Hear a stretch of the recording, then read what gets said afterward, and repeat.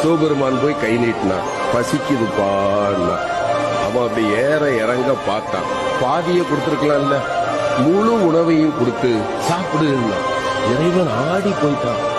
பெரிய பெரிய மாளிகையினுடைய வீடுகள்ல கூட எனக்கு ஒருபடி உணவு கிடைக்கல, இவன் மொத்த உணவே இவ்வளவுதான், இவங்கிட்ட நான் யாருன்னு சொல்லிடணும். அப்பா நான் யார் தெரியுமா?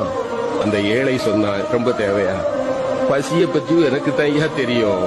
நானாவது காலையில இருந்து தான் சாப்பிடல, உன்னை பார்த்தா 3 நாளா சாப்பிடாத அசாமி மாதிரி தெரியுது. சாப்பிடு, உன் கதையை சொல்லு. இல்ல நான் சொல்லுவேன்.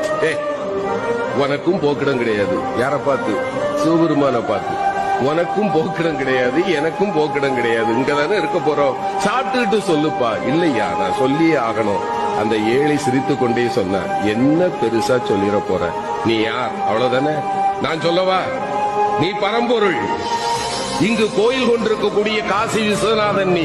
சரிதானப்பான்னா இறைவன் ஆடி போயிட்டான்.